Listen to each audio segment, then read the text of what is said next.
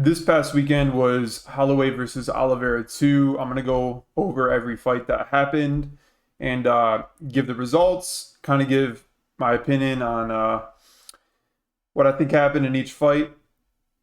Overall, it was a pretty good card. It was okay. I'd give it a 4.5 out of 10. The prelims were trash. Let's just be completely honest. And then the main card had a couple good fights. Let's jump right into it. The first fight of the night, Luke Fernandez versus Rodolfo Bellato. Rodolfo Bellato got performance of the night. Good for him. Not a great fight, really. Luke Fernandez was doing all right towards the beginning of the fight, but his, I don't know. Rodolfo Bellato just has more experience, and he's a tough dude. And yeah, he got to Luke Fernandez. He was a little bit bigger in there. Nothing crazy that stands out, but you just kind of had a more experienced UFC vet versus a non-experienced UFC guy, and that's kind of what showed in this fight. You can see the not much going on here. Significant strikes were on the Bellato side. He's landing the heavier shots. Let's see, mostly to the head, of course. Yeah, it was okay. I'm not going to spend too much time on this. Moving on to the next fight, Rafael Tobias versus Dayar Nurgaze. Um, it was an okay fight. Again, kind of like the last one. Nurgaze has a couple UFC fights at this point, so he's a little bit more comfortable. It was this guy's first UFC fight. He looked a bit stiff in there, trying to go for the knockout. He's like only throwing power shots. His boxing is okay, but when Nurgaze, is using his jabs and just better boxing, better distance management. Again, it's probably from the experience, whatever. It's just hard to compete with that. It's hard to, power shots are hard to get to him. I mean, if Rafael, he's probably used to fighting power punchers that are going to sit there and trade with him. Nurgaze was not that guy. He landed good shots. We'll look at the stats here. But overall, like, you have to go with a guy that's going to fight smarter, stay on the outside, use his jab, use his distance. You can see Nurgaze landed double the strikes, doubled the significant strikes. It was an okay fight, not too bad. Nurgaze, at least he's trying in there. Tobias was trying to go for the finish up until the end.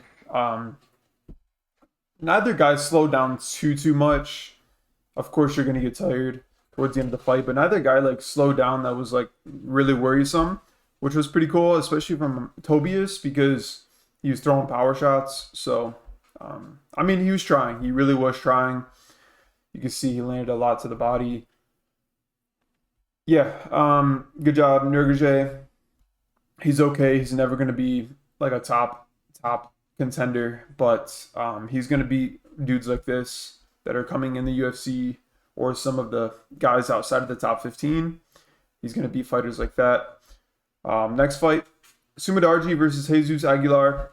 Sumadarji using his reach, his speed, experience, gets the W. Nothing crazy to go over here. Jesus Aguilar is just too small for the weight class, which is sad because this is flyweight, the smallest weight class. There's like I would pick like Amanda Nunes would probably sleep this guy. You know what I mean? Like it's actually insane. He's probably like the size where you should not be a fighter. If you're too small for the smallest weight class, I don't know. He didn't get slimed out, but he should have. Significant strikes doubled on the Sumdarji side. Um, First round you could see was pretty close. Second round, more of a gap. Third round, more of a gap. Yeah, Sumdarji using his experience, his reach, speed, accuracy. Great takedown defense. breaking the base, sprawl. Yeah. Jesus Aguilar doesn't have the wrestling to where you had to worry about it. If there was somebody with better wrestling against Subadarji, you'd probably pick the other guy. But in this matchup, Subadarji got the W. I'm pretty sure I picked Jesus Aguilar. I'm sure. I don't remember. That is it for the early prelims. We're moving on to the prelims. First fight in the prelims, Cody Durden versus Niam Jargal, Sunim Demburel. Yeah, Cody Durden is trash. He's tough. That's pretty much the only good thing you can say about him is he's tough. Good job, Tunem Demburel. I mean, again, he's nothing that's going to be top 5 or 10 as far as I could see from that fight. He's a good fighter, powerful, confident, but if you're not getting Cody Durden out of there, I mean, how much do you really have, you know? So, not a great fight. So we're gonna move on from this. I'd like to see who they do match Tumen Demburel with next. Yeah, next fight: Ricky Tercios versus Alberto Montez. Alberto Montez eventually gets to him, puts Ricky Tercios unconscious, to sleep on the canvas. Yeah, I mean, this was pretty much like a mismatch. You know, Ricky Tercios should not be in the UFC. This guy probably should be in the UFC. And not just based off his performance, just based off his fighting style and his, you know, he has great MMA skills all around. Yeah, I feel like he should have been more of a favorite in this fight. It's actually insane how much of a skill difference they had, but eventually we knew Alberto Montez was going to get to Ricky Tercios, and that's exactly what he did. Next fight, Dante Johnson versus Cody Brundage. This was a trash fight, not very fun at all. Dante Johnson, I mean, the commentary talking about Dante Johnson for most of the fight. When he's walking Cody Brundage down towards the cage, Dante Johnson like locks his knees when he's trying to square up with you and box with you. He like locks his knees. I don't know if he's trying to look taller or what, but I feel like he should adopt like the JDM fighting style where he's like got a lower stance, but he's a boxer, you know. So I feel like Dante Johnson can definitely be something, but minus 800 favorite against Cody Brundage is actually pretty crazy. Just especially after we saw how Dante Johnson performed. Cody Brundage on couple days notice, I think, or a couple weeks notice, gave this guy a hell of a fight. So yeah, he needs a lot of work. He's got like 10 fights or something like that. He needs a lot of work. He needs to work on his boxing, honestly. Offensive wrestling, he can be a good fighter. He just yeah, that's going to come with experience. And then it's actually insane for me to say the very next fight is our former bantamweight champion Cody Garbrandt right after Dante Johnson, which was his first actual UFC fight. It's just unbelievable how these cards are structured. But anyways, Cody Garbrandt, he was doing good. He was doing okay in the boxing. I feel like Zhao Long was getting maybe frustrated or something like that, fighting just erratically. I think second round he nut shots Cody Garbrandt super bad. Cody is dry heaving into a bucket. It's really bad, man. It's looking super bad. I don't really see Cody milking something like that. I feel like he just kind of wants to get in there and get the fight over with. Like, not in a bad way, but he's in there to scrap. So I don't feel like he was milking it. Why would you even do that? You're just going to be in there longer than what you need to be. So yeah, he was dry heaving in a bucket. And then after the first corn shot, Zhao Long hits him in the no-no spot again. Yeah, hitting the jewels twice. probably like a minute apart from each other after he just got done dry heaving over it. That probably sucked. And I do want to mention a lot of people are talking crap about Cody and like especially MMA Guru, um, just saying like he did fuck all after like the groin shot, you know, like after he got nut shotted. Cody was like visibly pissed, right? He like tried to do a Jorge Masvidal flying knee at Zhao Long, and of course he missed it. Blah blah blah. Or else you'd see a KO here. But yeah, people are complaining that Cody didn't, you know, throw down, point at the ground for the rest of the fight when they're only halfway throughout the fight. Um, could he have put himself in the fire more? Sure. But unless you're in there and you're getting hit in the nuts, not once, but twice, and then you choose to continue and still perform, if he would have quit right there because he's literally vomiting in the octagon, would people have talked shit about him? Sure, maybe. But if he's literally vomiting, you can only say so much. You know what I mean? He's There's not much more visible way to show pain than vomiting. So the fact that people are talking down on Cody because he didn't, you know, he didn't just go out there and scrap and just somehow get through a nut shot when it feels like your stomach is in your throat. That's coward shit to me, in my opinion. I know MMA Guru. I know he like completely dominated Arman Sarukian in the wrestling, so he knows what he's talking about. But I'm just saying, man, you got hit in the nuts twice. He chose to continue and still give us a scrap. Sure, it wasn't the most entertaining scrap in the world, but most of these fights weren't, and most of these guys didn't get hit in the nuts. So for Cody to go out there and still scrap it out with a dangerous dude after he got hit in the nuts, you got to give him props. I mean, or take something away from him. Do what you want, but unless you get hit in the nuts and you're trying to fight somebody, one of the best fighters in the world, I mean, dude, of course people are just gonna talk shit. That's all I have to say about that. It's super annoying, but people are gonna say what they want to say. They're gonna get their clicks. But until you get hit in the nuts twice in a row, just shut up. Just shut up. For real. Just shut up. And it's mostly people with no athletic ability talking crap. Oh, he didn't fuck all for the rest of the round. He got hit in the nuts twice. Jeez, man. All right, now we move on to the main card. Gregory Rodriguez versus Bruno Ferreira. I got this way wrong. 1 minute 47 seconds into the round. Bruno Ferreira, I think he lands a straight right hand Gregory Rodriguez lands a straight right hand to the chin of Bruno Ferreira. Completely, okay, sorry, I'm moving ahead of myself. For the Garbrandt fight, we'll look at the strikes, we'll look at the stats super quick.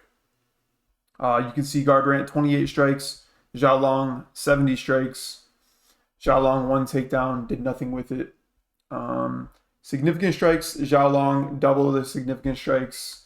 I'm not really sure where they're getting these numbers from. I did not see it. The most significant strikes were to his nutsack, so I don't really see that on here either. But yeah, I also forgot to mention they took 2 points from Zhao Long. Of course, the first point for the first nut shot. He did it again. The first one was so bad. They took another point from him. Everyone's saying Zhao Long should have won still, even after getting 2 points taken. That's ridiculous. Give Cody the win. Whatever. I was way wrong about this one. Gregory Rodriguez gets his long-awaited 3-year revenge. Slimes out Bruno Ferreira. Puts him out cold with a straight right hand. 1 minute and 47 seconds. Can you say he did it better than Bruno did to him? Probably. He did it earlier, I believe. But I do want to mention that Bruno Ferreira did put Gregory out a lot worse. Bruno was out cold, but he wasn't like stiff as a board. He kind of started to get back up right away. Gregory Rodriguez was stiff as a board. So I do want to just say that Bruno still hits harder. He just got clipped. Is what it is. It happens. Good job, Gregory. I wish they would give Gregory to Bo Nickel or something for the White House card. I'm not going to get into that whole thing. Everyone's talking about the White House card and how shit it is. I'm not going to just add on to that. It is shit, but I'm not going to add on to that. Yeah. Gregory Rodriguez hits hard. Bruno Ferreira is probably going to slime out whoever they give him next. He's going to get like a bottom feeder and slime them out. And then they better get their rematch. They need to break this up. Whoever gets the next win wins the series. You can close those doors. Lock the key. Next fight. Drew Dober versus Michael Johnson. This was a great fight while it lasted. Michael Johnson doing great, especially in round 1 with his boxing, keeping the distance, landing his jab, landing quick 1-2s to Drew Dober's face. They weren't doing much to Drew Dober. Michael Johnson has put many people to sleep with those 1-2s, and he wasn't doing much to Drew Dober. Drew Dober is so durable, man. He's one of my favorite fighters. He's in there to bang with you. He's going to take some to give some, and that's exactly what he did. His face was the more visibly damaged, but he got the nasty knockout. Again, for the last fight, I just want to look at the strikes right here. Total strikes, they both landed 2 strikes. Both landed 2 strikes. And Gregory's had the meaning to it. All right, let's look at the stats for this one. 22 total strikes for Drew Dober. See, he just lands the power shots, man. That's all you need sometimes. Quality over quantity. Michael Johnson landing more strikes. Didn't matter, though. He even landed more significant strikes. Gosh. Good job, Drew Dober. I really, really hope we see Drew Dober versus Jalen Turner. Drew Dober asked for that fight like 2 or 3 years ago. He said, I want the tarantula. Still haven't given him to him. So hopefully we see Jalen Turner versus Drew Dober next. That is the fight to make, in my opinion. Yeah, I think Drew Dober probably takes that fight. He's a lot more tough. He hits harder. And I feel like he's probably a little bit more well-rounded when it comes to the striking than Jalen Turner. Jalen's good, but he has kind of given up before. He's retired before. He's second-guessed his career. Drew Dober's not second-guessing his career. He's in it to win it until the wheels fall off, baby. Good job, Drew Dober. Let's see who they put him up against next. Makes me worried. I was worried in this fight. Michael Johnson is fast and he hits hard, but Drew Dober got the job done. Put Michael Johnson to sleep. Next fight, Rob Font versus Raul Rosas Jr. I'm not going to waste much time on this. Raul Rosas Jr. is very boring to watch. No good boxing. Didn't land anything significant on Rob Font. You can see 47 strikes to 29. 16 of 18 takedowns. 16 of 18 takedowns. I get he's a grappler, but like, dude, holy cow, he almost got as many takedowns as... He got more takedowns than significant strikes, which is sad because you can get dozens of significant strikes while grappling. So, yeah, I mean, I guess good job, Raul. We all knew Rob Font didn't have anything in the grappling department besides an omoplata. And, yeah, good job, Raul Rosas. Congrats, bro. Kyle Baralho versus Rainer de Ridder. I'm not going to lie. I think I either fell asleep or I was doing something during this specific fight. But I do want to say that I've watched a couple people's reactions over it. So basically, moral of the story, Kyle Baralho outboxed and outgrappled Rainer de Ridder. Looks like Rainer landed the more strikes. We can see who landed the significant strikes. I'm surprised Rainer de Ridder didn't land any like major knees or anything like that. He's usually good at the knees, but I don't know. Kyle, he's not as good as I thought. People were saying he was the best and most well-rounded fighting nerd, which I guess is kind of proves that a little bit. He showed everything, but he doesn't have like an it factor. You know what I mean? He doesn't have like knockout power. He doesn't have, you know, undeniable submissions. I don't know. He's good. He's very good, and maybe I'm underestimating or overestimating because he fought Rainer de Ritter, which is a X1 champion. Like he's a great fighter. He's very durable, especially after he just recouped himself. Um, that was probably the best Rainer de Ritter version we're gonna see. Like he's not getting younger, you know. Um, he was well rested, didn't get super tired like he did in his last fight. Uh, but against Kyle was a bit more well rounded, a bit sharper with the striking, and yeah, he gets the W. Good job, Kyle. Main event: Max Holloway versus Charles Oliveira. I got this one right. I feel great about this one. That's all I care about. I was worried in the boxing, but I guess Charles Oliveira's pressure and his boxing is good too. His boxing got him close to Max against the fence many, many times. Charles would land like a left hook or something. He would throw hooks, clip Max. Got his attention like super quick into the fight too. Got Max Holloway's respect. Charles does hit very, very hard. Not Ilya Taporia hard, but if Ilya Taporia wasn't putting these people to sleep, he was just stinging people. That's kind of like Charles. He just stings people really, really bad. He hurt Max many times in this fight. Um, and yeah, overall, dominated in the grappling. Absolutely dominated. It showed a lot of holes in Max Holloway's game. Showed a lot of holes in Alexander Volkanovski's game, which is going to sound crazy, but Charles made it look easy. Very, very easy. Stuck to him like glue. You can see the strikes right here. Max 73. Charles 110. 5 takedowns out of 13. 38%. That's not that bad. Four submission attempts. Doubled the significant strikes. He was landing shots on the ground. He was landing elbows, punches, going for rear nakeds. Charles really, really, really tried. People are, of course, people are saying this is the BMF title. You guys should have stood and banged. But to be fair, Charles has a family to feed. He's fighting for a belt. He knows the easiest way to victory here. Why not take it? Why would you risk getting slimed out and going home with only one paycheck?